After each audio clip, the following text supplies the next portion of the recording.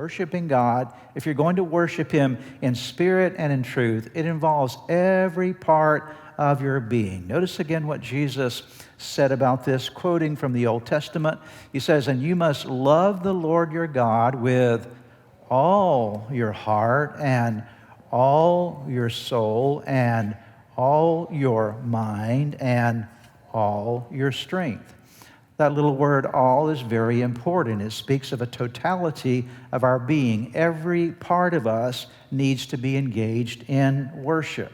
So let's take a look at what this all thing means. I'll give you some things here on the notes that will help you to have a better understanding perhaps of it. It involves physical expressions of honor, adoration, praise, and thanksgiving to God. That's why we gather and we do things like singing songs of praise. It involves your mouth, your vocal cords. It involves your hands oftentimes being lifted in worship. It involves expression, speaking out praise and thanks to God. So they're physical expressions of honor, adoration, praise, and thanksgiving to God.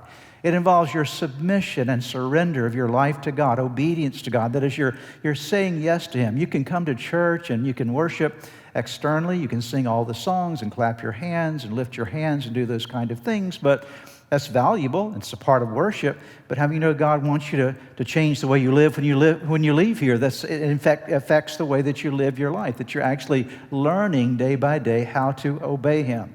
It also involves sacrificial offerings of our life, resources to God.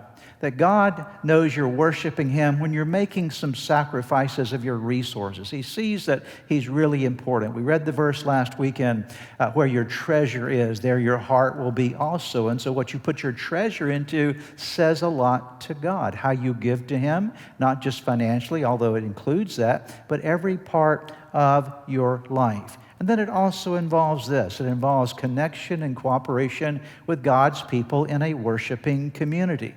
You can't worship God fully by yourself. Now, we all need to worship God alone. We need to have our private times of worship. But the effectiveness of worship happens when people gather together as the people of God. And that's why, in fact, in Hebrews chapter 10, verse 25, it says that we're not to forsake the assembling of ourselves together. That is, coming together with God's people. You can't worship fully and completely effectively in spirit and in truth by yourself. You need to be with other people.